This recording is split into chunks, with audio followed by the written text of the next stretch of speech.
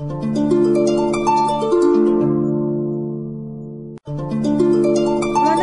Welcome to Manas Kitchen. Manas கிச்சனில் இன்றைக்கி எப்போவுமே இந்த கடலைப்பருப்பில் நம்ம வடை பண்ணாமல் கொஞ்சம் மாற்றி துவரம் பருப்பில் வடை பண்ண போகிறோம்.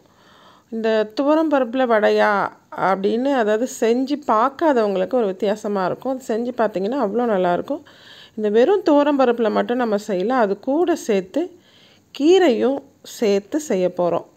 ஸோ ரொம்பவே புதுவிதமான ஒரு சுவையோட இந்த பருப்பு வடை இருக்க போகுது. ஸோ பார்த்திங்கன்னா இதை நல்லா தட்டையாக நம்ம தட்டி போட்டிருக்கோம். அதனால் நல்ல மொறுன்னு இருக்குது இந்த வடை. ஸோ இதை எப்படி செய்கிறதுன்னு பார்க்கலாம். இதுக்கு பார்த்திங்கன்னா கிட்டத்தட்ட நான் ஒரு 250 கிராம்ஸ் பருப்பு எடுத்திருக்கேன். அதாவது துவரம் பருப்பு எடுத்திருக்கோம். இது நல்லா வாஷ் பண்ணிவிட்டு ஒரு 2-3 வாட்டி தண்ணியில் நல்லா வாஷ் பண்ணிவிட்டு அதுக்கப்புறம் பார்த்திங்கன்னா ஒரு 2 ஹவர்ஸ் ஊற வச்சா நல்லாயிருக்கும். ஏன்னா பருப்புன்றதால எப்போவுமே அந்த கேஸ் எல்லாம் ரிலீஸ் ஆகிறதுக்கு நம்ம நல்லா ஊற வைக்கணும்.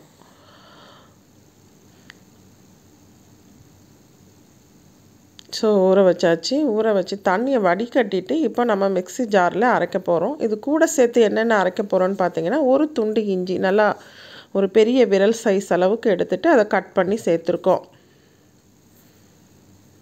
அடுத்து பார்த்திங்கன்னா பூண்டை தோலோடையே நம்ம சேர்த்துக்கலாம். ஒரு ஃபுல் பூண்டு எடுத்திருக்கோம், அதாவது ஒரு முழு பூண்டு எடுத்திருக்கோம்.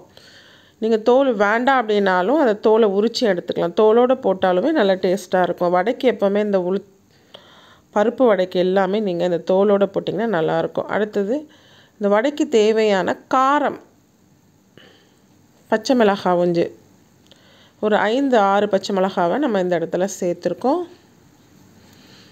அடுத்து முக்கியமான பொருள் பார்த்திங்கன்னா பெருஞ்சீரகம். ஸோ பருப்பு வடை அப்படின்னாலே பெருஞ்சீரகம் அது ஒரு டேபிள் ஸ்பூன் அளவுக்கு சேர்த்துருக்கோம்.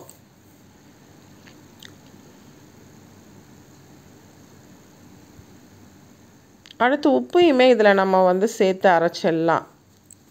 இந்த இடத்துல ஒரு டிப்ஸ் நீங்கள் தெரிஞ்சுக்கலாம். என்னென்னு பார்த்தீங்கன்னா எப்போவுமே இந்த சால்ட்டு சேர்க்காமல் இந்த மாதிரி கல்லுப்பை நம்ம எந்த பொருளோட சேர்க்க போகிறோமோ அதோட சேர்த்து அரைச்சிக்கிட்டால் நமக்கு இன்னுமே வசதியாக இருக்கும். இப்போ பார்த்திங்கன்னா நம்ம இந்த 250 கிராம்ஸ் பருப்பு ஊறி ரெடியாக இருக்குது. இதில் ஒரு கைப்பிடி அளவுக்கு எடுத்து நம்ம ஃபஸ்ட்டு நல்லா ஸ்மூத்தாக அரைச்சி எடுக்க போகிறோம். ஸோ அடுத்த செட்டுமே ஸ்மூத்தாக அரைச்சி எடுத்துக்கிறோம். இதுக்கு முன்னாடி ஒரு கொஞ்சம் பிஞ்ச் ஆஃப் மஞ்சத்தூளையும் சேர்த்து அரைச்சி எடுத்துக்கிறோம்.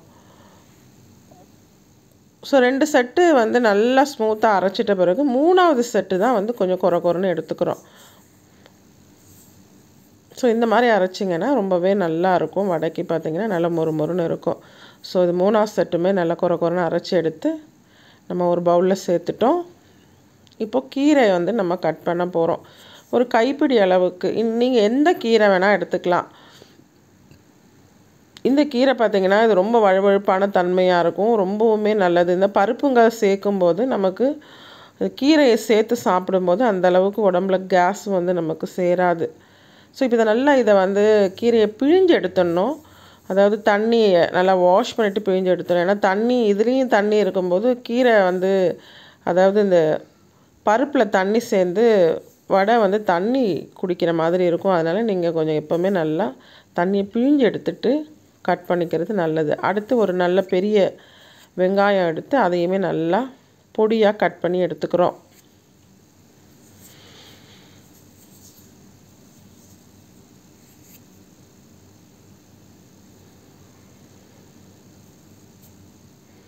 ஸோ இது கீரை வடைன்றதால நீங்கள் வேணும்னா கொஞ்சம் கொரியாண்டரையும் சேர்த்துக்கலாம். நான் கொரியாண்டர் சேர்க்கலை. ஸோ இப்போ கொஞ்சமாக பெருங்காயத்தூளும் சேர்த்துடலாம். அவ்வளவுதான். நான் இப்போ அது சின்ன பவுலில் இருக்கிறதால நம்ம இப்போ மெயின் திங் இதில் என்ன பார்க்க போகிறோன்னா இது ஒரு மெயின் டிப்பாகவும் எடுத்துக்கலாம். நீங்கள் வடையை இந்த மாதிரி அரைச்சிட்டு, அதாவது வடை மாவை அரைச்சிட்டு நல்லா மிக்ஸ் பண்ணணும். மிக்ஸ் பண்ணி ஒரு 5 மினிட்ஸ் மூடி போட்டு கொஞ்சம் ரெஸ்ட் விடணும். ஸோ இப்போ பாருங்கள், ஃபஸ்ட்டு நல்லா மிக்ஸ் பண்ணிக்கலாம்.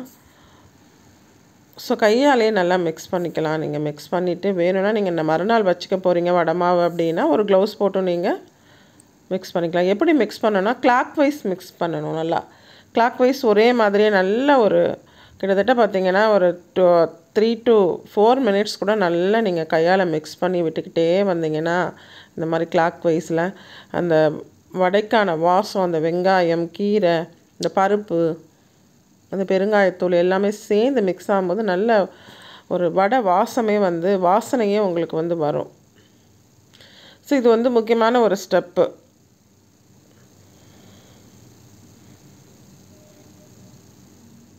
ஸோ அதுக்கப்புறம் ஒரு மூடி போட்டு நம்ம ஒரு 5 மினிட்ஸ் வந்து கொஞ்சம் ரெஸ்ட்டு கொடுக்கணும். நம்ம உடனே வந்து போட்டுட வேண்டாம். ஸோ இப்போ ரெஸ்ட்டு விட்ட பிறகு அதை எடுத்து பாலாக மேக் பண்ணிக்கலாம். இது நம்ம அப்படியே தட்டி போடலாம். இந்த மாதிரி பாலாக மேக் பண்ணி வச்சிட்டிங்கன்னா ஈஸியாக இருக்கும்.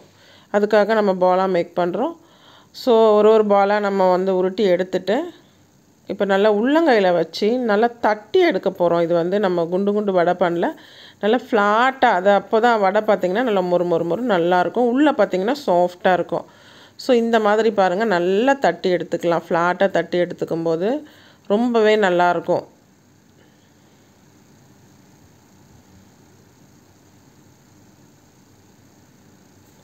ஸோ தட்டி எடுத்துட்டோம். இப்போ ஒரு பேனில், ஒரு இரும்பு கடாயில் இல்லை நார்மல் பேன்லேயும் நீங்கள் தேவையான அளவு ஆயிலை சேர்த்து, ஆயில் காஞ்சவொடனே நல்லா வந்து ஆயில் காஞ்சவொடனே அதுக்கப்புறம் மீடியம் ஃப்ளேமில் வச்சிடணும். வடையை போட்டுட்டு மீடியம் ஃப்ளேம்லேயே குக் பண்ணணும். ஸோ அப்போ தான் பார்த்திங்கன்னா வடை நல்லா மேலே மொறுன்னு இருக்கும், உள்ளே சாஃப்டாக இருக்கும். ஸோ நம்ம வந்து இதை நல்லா ஃப்ளாட்டாக தட்டி இருக்கிறதால ஆல்மோஸ்ட் சீக்கிரமாகவே குக் ஆகிடும்.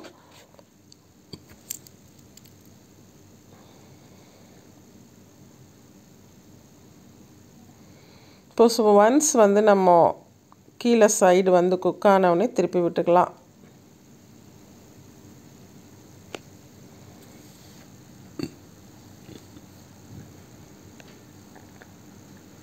ஸோ மஞ்சத்தூள் சேர்த்துருக்கிறதால பாருங்களேன், இந்த கலர்ஃபுல்லாக இருக்குது, நல்ல க்ரீனிஷ் கலரில் இருக்குது. கீரையும் சேர்த்துருக்கிறதால அது லுக்கிங்கே பார்க்கவே ரொம்ப நல்லாயிருக்கும் நமக்கு.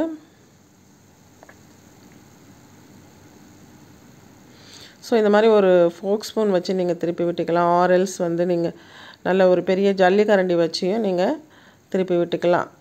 பார்த்தீங்கன்னா இந்த ஆயில் வந்து குடிக்கவே இல்லை பாருங்கள். எண்ணெய் அதாவது வடையில் வந்து எண்ணெய் குடிச்சிருச்சுன்னு நம்ம சொல்லுவோம் இல்லையா, அந்த மாதிரி இல்லை. ஏன்னு கேட்டிங்கன்னா நம்ம தண்ணி இல்லாமல் நல்லா புழிஞ்சு எடுத்துட்டு துவரம்பருப்பையும் அரைக்கிறோம். அதே சமயம் கீரையுமே நல்லா தண்ணியை பிழிஞ்சு எடுத்து கட் பண்ணி சேர்க்குறோம். அதனால் வந்து நமக்கு ஆயில் வந்து குடிக்கலை. ஸோ இப்போ ஆல்மோஸ்ட்டு சொன்ன மாதிரி நல்லா மொறுன்னு வந்துருச்சு. திருப்பி விட்டாச்சு.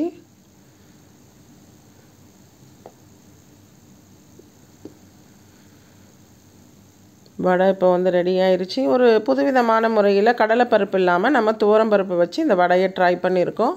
அது கூட சேர்த்து கீரையும் சேர்த்துருக்கோம். நீங்கள் எனி கீரை சேர்த்துக்கலாம். ஈவன் மேத்தி கூட நீங்கள் வந்து அதாவது வெந்தயக்கீரையை கூட சேர்த்து இதில் பண்ணலாம். ரொம்பவே நல்லாயிருக்கும்.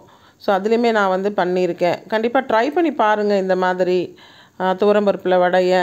ஸோ இன்னும் வேறு எந்த பருப்பில் நீங்கள் வடை பண்ணியிருக்கீங்க அப்படின்றத கூட நீங்கள் எனக்கு கமெண்ட் பண்ணலாம். ஸோ இந்த வடை ரெசிபி கண்டிப்பாக பிடிச்சிருக்கும்னு நம்புகிறேன். ஸோ பிடிச்சிருந்தால் நீங்கள் சேனலுக்கு சப்ஸ்கிரைப் பண்ணுங்கள், ஷேர் பண்ணுங்கள், உங்கள் ஃப்ரெண்ட்ஸுங்களுக்கும் உங்கள் ஃபேமிலிங்களுக்கும் ஷேர் பண்ணுங்கள். தேங்க்ஸ் ஃபார் வாட்சிங்.